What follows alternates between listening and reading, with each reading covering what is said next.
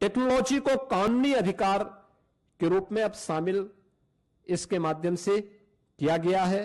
Biometric उपस्थिति, geo tagging, satellite imaginary, real time mobile app monitoring और EI से निगरानी और सीधे डिजिटल भुगतान, यानी अब हाजिरी भरने की औपचारिकताएं नहीं होंगी।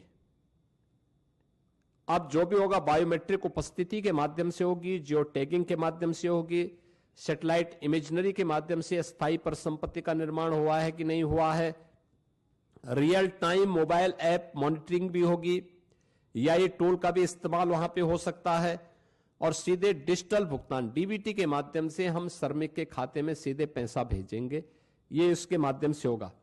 फर्जी नामों पर पैसा उठाने का खेल अब हमेशा के लिए बंद। आपने देखा होगा इससे पहले समाजवादी पार्टी के समय में सोनभद्र में मनरेगा का भयंकर घोटाला हुआ था। CBI की इंक्वायरी उस समय उसकी चल रही है। यह भी उनके समय में लगातार होता रहा है। 6 माह में अनिवार्य सोशल ऑडिट, डिजिटल और समयबद्ध बहुस्तरीय शिकायत निवारण, जिला लोकपाल की व्यवस्था और केक के मानकों के अनुरूप ऑडिट की व्यवस्था भी इसके माध्यम से रहेगी। दूसरा, वित्तीय अनुशासन के साथ साथ यह संघीय संतुलन को बनाए रखने में भी एक बेहतर योगदान ये नया अधिनियम हमें देने जा रहा है, जिसमें केंद्र राज्य की साझेदारी 60-40 की हो गई। स्पष्ट वार्षिक बजट, लेकिन काम मांग आधारित ही रहेगा, यानी काम जो मांगेगा, गांव में मांगेगा, उसके अनुरूप ही वहां पे उसको कार्य भी दिया जाएगा। राज्यों को अधिक वित्तीय भागीदारी से में स्वामित्व, निगरानी और उसके गुणवत्ता सुधार, ये राज्यों को इसका पूरा वो दिया गया है कि राज्य इसके लिए करेंगे।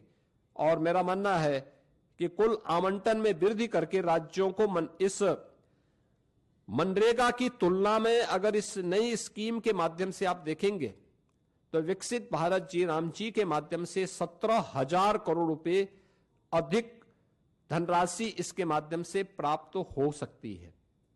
इसमें राज्यों को, यानी इससे पहले होता क्या था मनरेगा में, जिन राज्यों में श्रमिक कम है, जिन राज्यों में गरीबी कम है, उन राज्यों में पैसा ज्यादा जाता था क्योंकि फर्जी भुगतान होता था।